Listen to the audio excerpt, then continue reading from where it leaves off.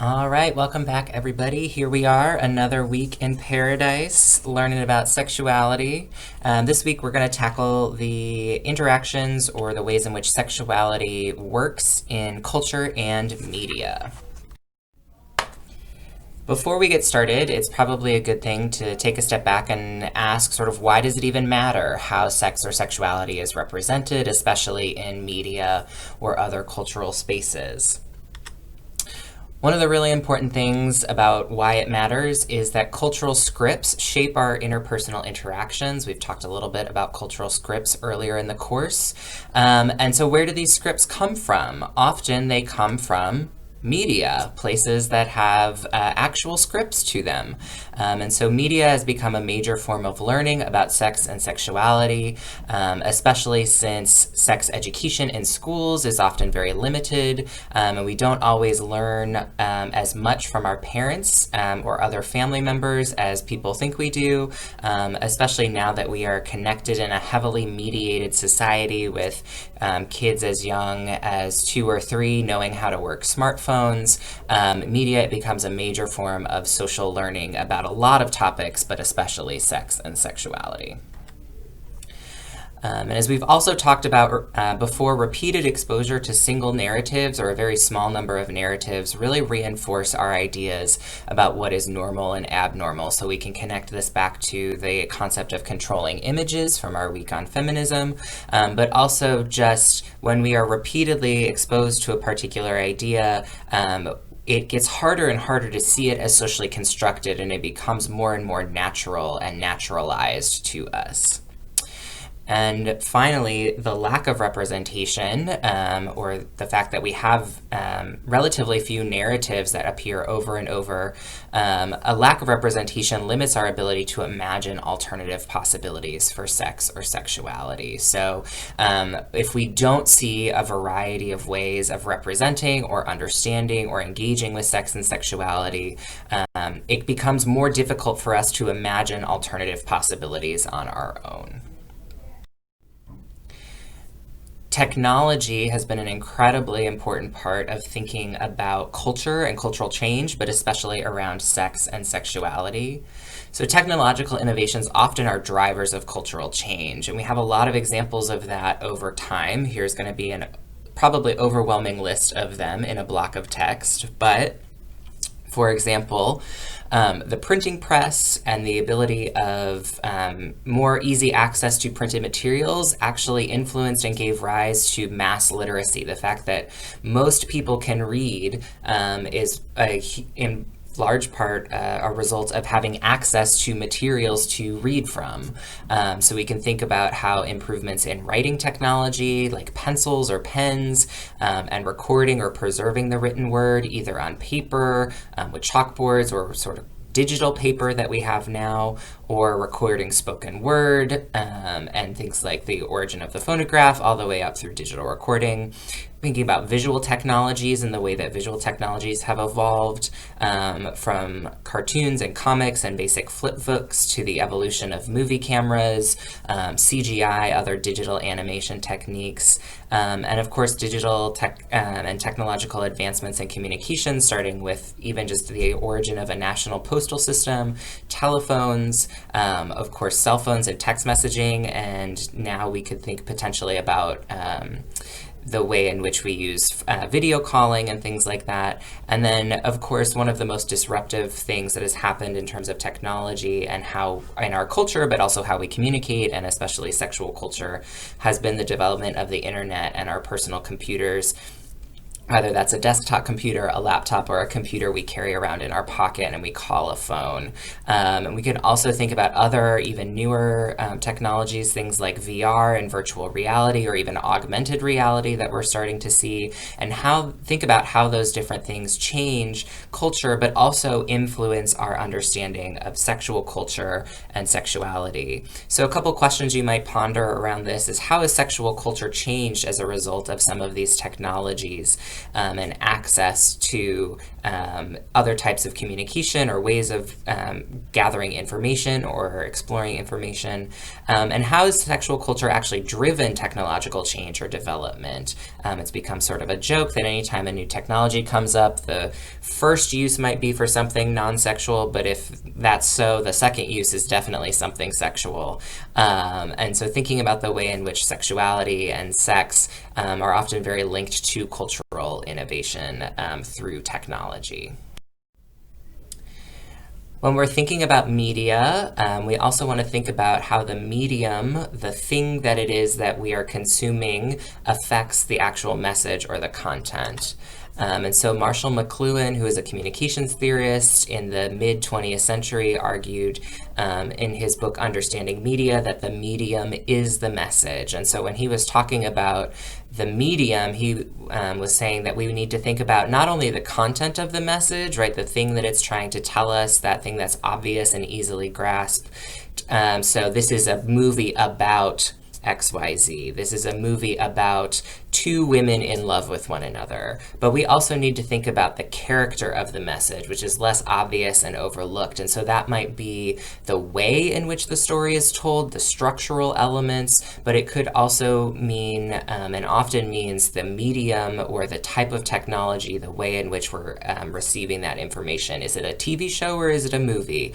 Is it a radio program? Are we consuming it on a smartphone, a tiny screen that fits in our pocket, or are we in a movie theater with a bunch of other people? And this character of the message is really, he argues, what shapes and controls the scale and form of human association and action. And so one example of this might be now that most of us consume a lot or even all of our media on a smartphone. You might be watching this video on a smartphone right now. So a smartphone has become a primary mechanism for media consumption of all types.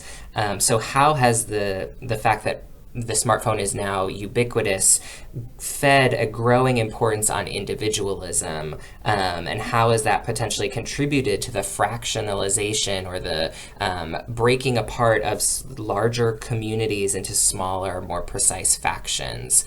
And so that might be something about thinking about, instead of thinking about the larger LGBT community, the idea that a lot of the individual letters have sort of broken off and consider themselves separate factions or separate pieces from the larger umbrella and maybe don't feel like they have a lot in common.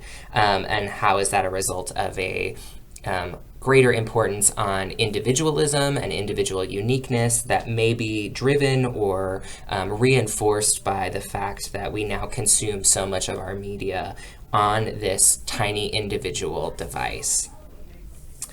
We can also think about, in this sort of frame, how different technologies or media shape the messages we receive about sexuality. Or to put that in another way, how do different media impact the available messages about sexuality?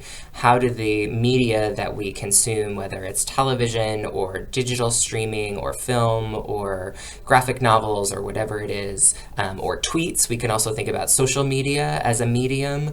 How do these media support or constrain people from creating or engaging with various cultural scripts about sex and sexuality? And so especially if we're thinking about the internet and the ability that so many more people have to create content that can be reached by people that are not just in their immediate geographic location, right? You can tweet something and somebody all the way across the world can read it basically instantaneously. How does that media possibility, that technological possibility, support the ability of people to create or engage different ideas about sex and sexuality, but also how does that constrain our ability to engage with various cultural scripts about sex and sexuality?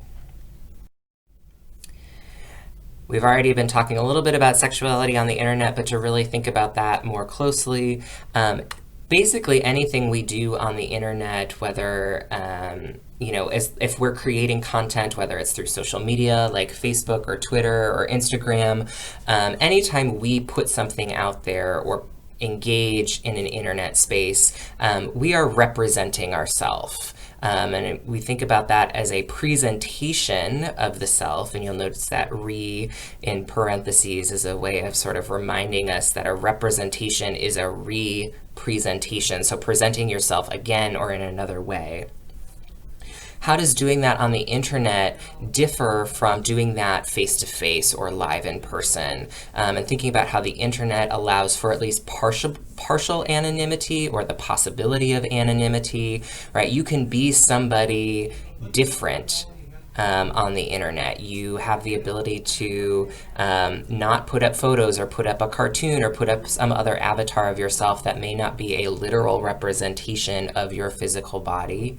And you're often engaging with people who you probably don't know in the real world or offline. And so that ability to create a different self or a different version of yourself is much more possible on the internet than it has been in many previous iterations of technology. We can also think about the way that a lot of the internet is asynchronous, so things are happening at different times, right? So I'm posting a lecture, and you all are watching it when it is convenient for you. You might be watching it at 11 o'clock at night. Some of you may be watching it at 5 in the morning before your kids get up. Some of you may be watching it at noon while you're on your lunch break at work. And so this asynchronous communication also makes it possible because we don't expect immediate engagement back, even though some social media are very quick, right, like Twitter. But if we're in a face-to-face conversation and I say something and you take 10 minutes to think about it and respond, that's going to be really awkward and uncomfortable for most of us. Whereas on the internet, taking 10 minutes or even 10 days might be normal or much more usual way of having conversations or engaging with other people. And so how does that asynchronicity allow us to take space to think, to react, to process, and then create a presentation of the self that perhaps feels acceptable normatively or is pushing back against that, right? So you can think about this also in terms of like text messaging, that time where you're like, oh my gosh, this person just texted me, like how do I respond? Let me think about it. Let me talk to my friends about how I should respond, and how I want to present myself as either not desperate or disinterested or whatever it is. We can think also about how sexuality on the internet, this portrayal or representation of oneself, not just as a person, but as a sexual subject. And thinking about the way in which these mediated representations of the self, are these true or authentic or real representations of the self? And if so, what are sort of the criteria for reality? Is your online persona more real or more truthful than your in-person persona? What about that might feel more real or authentic in an online space than in a face-to-face space? What possibilities, again, are opened up by the technology or closed off by the technology? And it's interesting to think about this in the context of an online class where we are literally talking about sexuality through the internet or through a mediated space that is not face-to-face, and how that impacts maybe like what you're sharing in your discussion posts and your reflect, connect, reply posts. I've been wondering, are many of you sharing something that is more personal or more intimate or more open about who you are and your identities and your behaviors than you would in a face-to-face class? Is the sort of anonymity, asynchronous space opening up a space for you all to feel like you can share more or be more authentically who you are?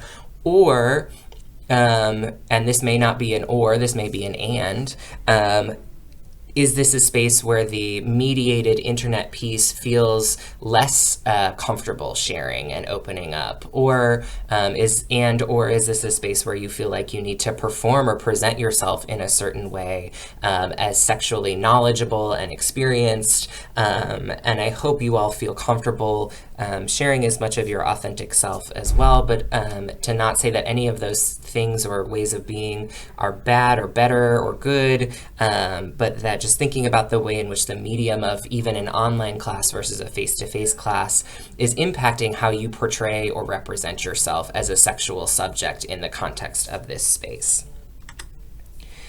that ties us a little bit to agency and thinking about how much choice or how much leeway people have or feel like they have in after or through engaging with cultural or media influences around sex and sexuality.